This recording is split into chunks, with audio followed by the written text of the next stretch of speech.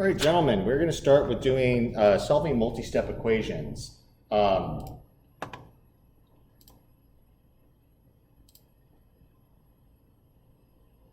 So with a multi-step equation, oops, there we go.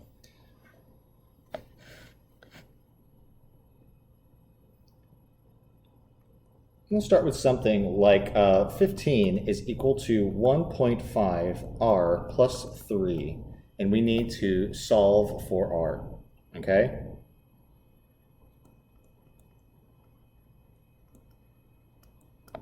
When we do this, we need to get r by itself, be it on the left or on the right. So there are two things that are being done. We need to find the inverse operation for what is ever being done to r. Think of it this way. R is being multiplied by 1.5. R is also being subtracted, or excuse me, R is also being added, having 3 added to it. So where we have the order of operations, when we do inverse operations, we go in the reverse order. So while there's a priority for order of operations for multiplication over addition, we actually go in the reverse direction for inverse. So we're going to get rid of that 3 by subtracting it from both sides. Or whatever we do to one side, we have to undo from the other.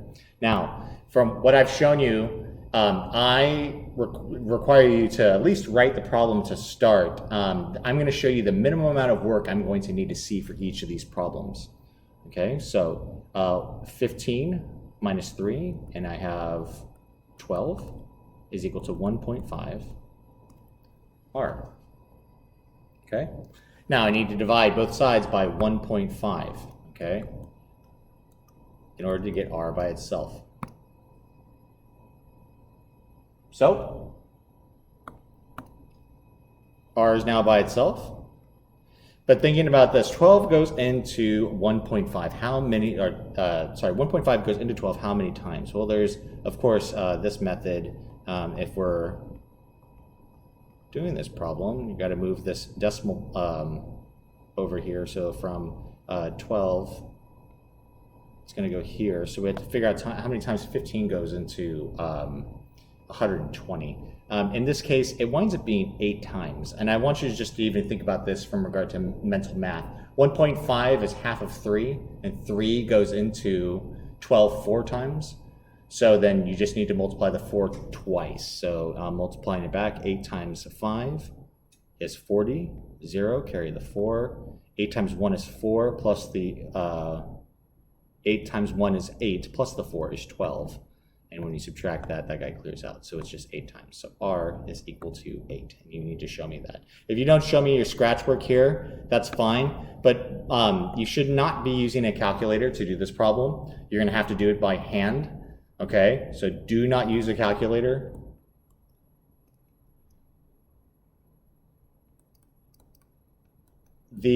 Over here is the minimum amount I need to see, because some of you guys may have been able to do 12 divided by 1.5 in your head. And if you weren't and you did this over here as well, that's fine. Don't erase it. I don't understand why students sometimes want to erase their work.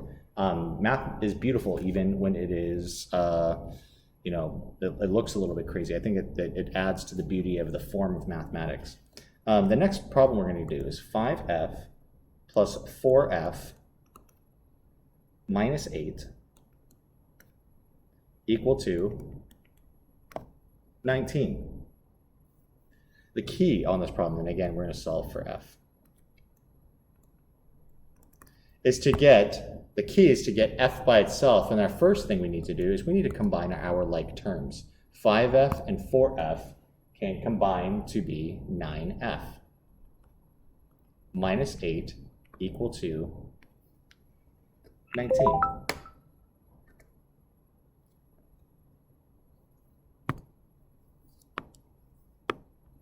All right, we're going to add 8 to both sides. Canceling out my 8 on the left, right? Because in the inverse order of operations, the reverse order of inverse operations, right? I'm going to deal with the addition before this over here. 19 plus 8 is 27, and then now to undo being multiplied by 9, I'm going to divide by 9 on both sides. The 9's factor out, f is now by itself. 27 divided by 9 is equal to 3.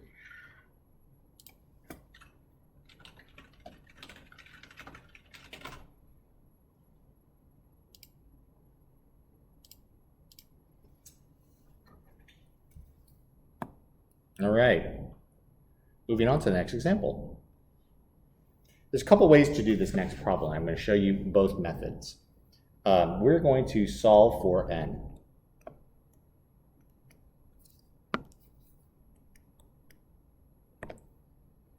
And it doesn't matter to me which way that you do this problem. I only care that you get the correct answer. But you do need to be able to solve both ways.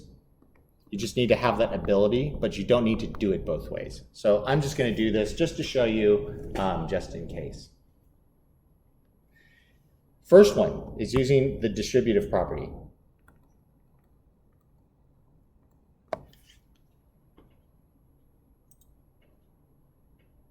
Okay, so let's use the distributive property. When I distribute, I use lines to show my distribution. I recommend you do the same. The reason why is because commonly students forget to distribute to the second term that's right here, this -6. And it's something that it's the most common error that I see here. I will see students write then 4n minus 6, forgetting to distribute 4 to the -6 to give me -24 before I have -1 equal to 31. Okay? From there, I need to combine terms again. I have a -24 and I have a -1. Those two guys are going to be able to combine together. So I bring down 4n. Minus 24 minus 1 is -25. That's equal to 31. Next step, I'm going to add 25 to both sides.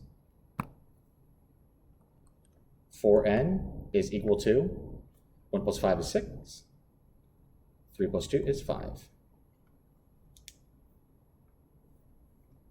Next, I need to get the n by itself, right? So I got to divide by 4 on both sides.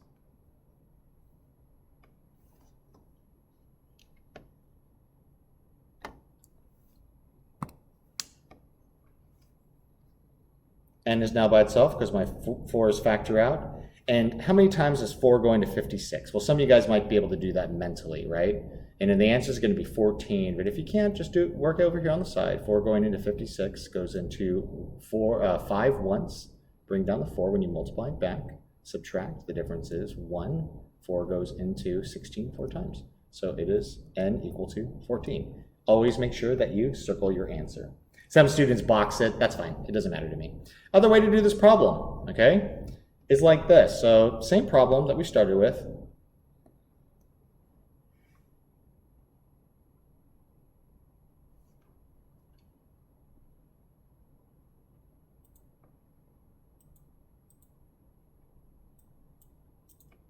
For n,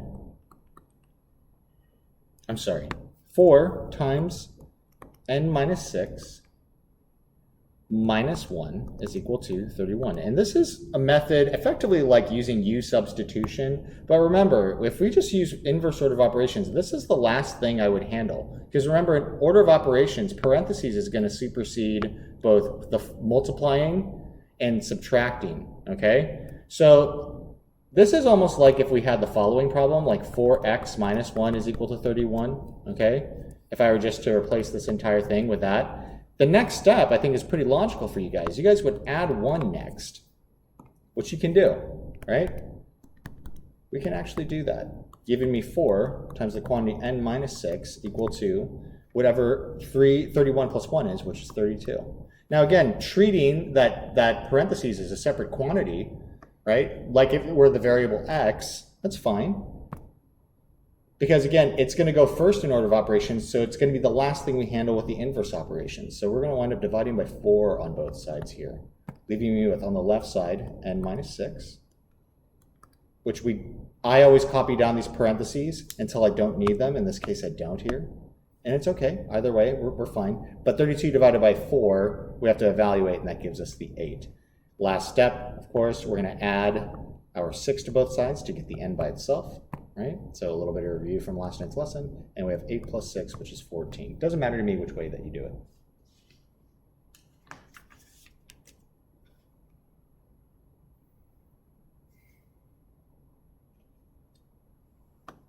All right.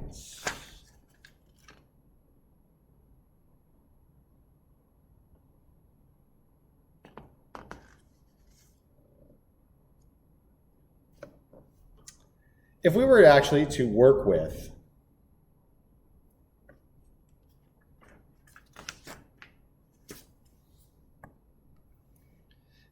a polygon. Now, we don't know, and we haven't gone over polygons yet, but if I told you what the sum of the interior angles for something is, okay? And I were to tell you that for this polygon, which is four-sided, I have 2a degrees and 2a degrees, and this is a degrees, and this is a degrees, okay? And then that the sum of all the interior angles, in other words, the sum of all of those variables that are in here, each of these parts, right, is going to be 360 degrees. Could we solve for A?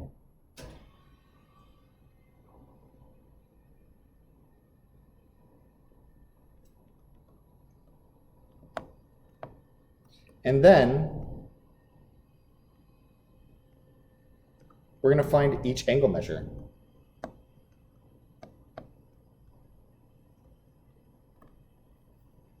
Well, that problem's going to work just like this. If the sum of all the interior angles, each of the parts, sum of this plus this plus this plus this, that's going to equal 360, then we just do that. A plus 2a plus a plus 2a. Don't worry about the degree symbol because we're taking a summation of 360 degrees. And look, I'm not just combining one term, but I'm going to combine four terms here. A plus 2a plus a plus 2a. The sum of all of those is going to be 6a, which is equal to 360 degrees, or to 360. Now I divide by 6, right? I'm at one of those one-step equations like I was doing, we were doing in our previous lesson. And 360 divided by 6 is 60. So we've solved for a. Now let's go back. We have to find each angle measure. Well, if this guy's 80 degrees, this guy's 60 degrees. This guy's 60 degrees, right? And then 2 times 60 is 120. So the other two angles are each 120 degrees. If you don't believe it, check.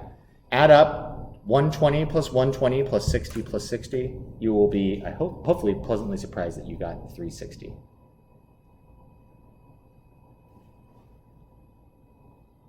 Let's translate.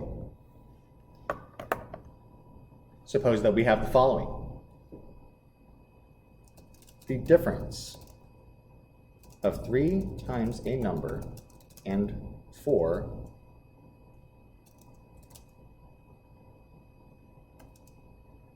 is negative 19. So on this problem, we are going to copy this guy down,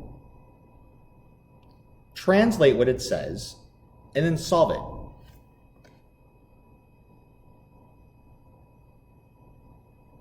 The difference between two numbers, the difference between 6 and 3, for example, would be 3, or the difference between 5 and 1 would be 4. In other words, that's saying 6 minus 3, or 5 minus 1.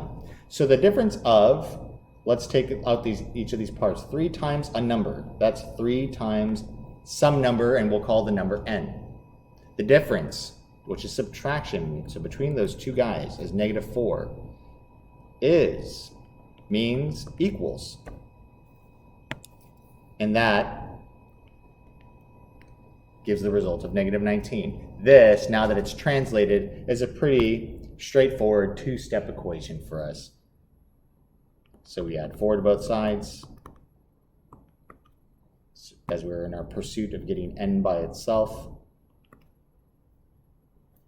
So we undo subtracting 4 by adding it. Negative 19 plus 4 will have the result of negative 15.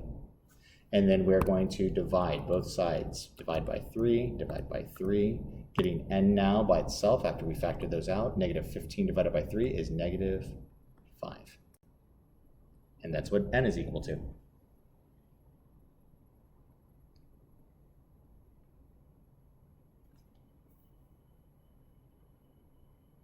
Okay.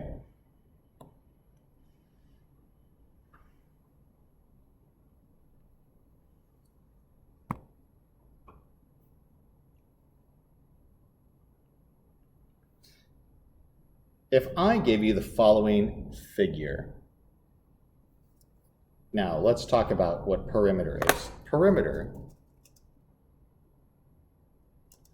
is the length around a figure. There are formulas for perimeter depending on the type of, a specific type of polygon, but I want us to get away from that. We could have a perimeter, like for example, you hear that with regard to security, the perimeter of, like secure the perimeter. We have a perimeter here at our school, which is effectively the fencing that goes all the way around the school, okay? So it's not cleanly a quadrilateral.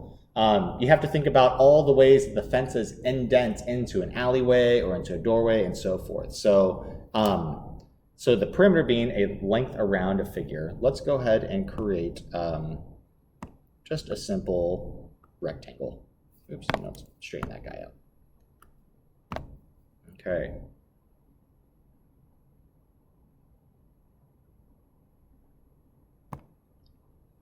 So, let's say we have the width here.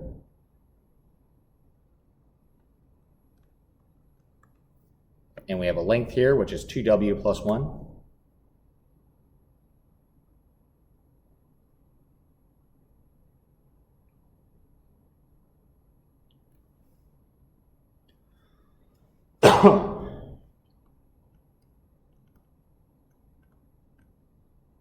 And our perimeter is equal to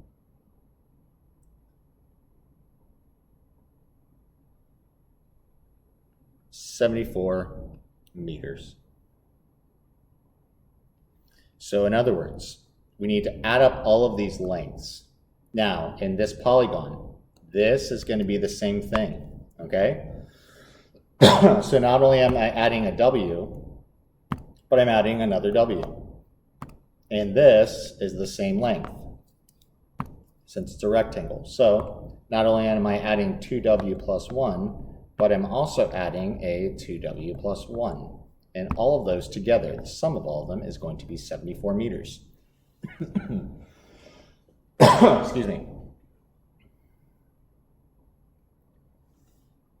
So we are going to find the dimensions. Width plus width. So we are going to combine our like terms. W plus 2W is equal to 6W. That's going to be also, we're going to combine another set of terms, right? 1 plus 1, which is 2. And that is equal to, altogether, 74. And now let's solve. I'm going to subtract 2 from both sides. I have 6W is equal to 72. I now have a one-step equation where I need to still divide by 6. So W is equal to 72 divided by 6, which is 12.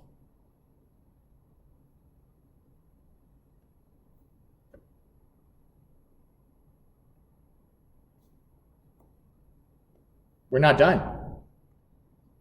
We need to find the dimensions. So when we do that, come back over here. We have 2W plus 1 to deal with, right? Well, if W is equal to 12, we're going to substitute for the W, the 12. 2 times 12 is 24, plus 1, 25. So my width is 12, and my length is 25. Or you could say it is 12 by 25. Either one of those answers is correct, okay? That is all that I have for you for today. Go ahead and complete lesson 1.2, and the assignment is posted on campus.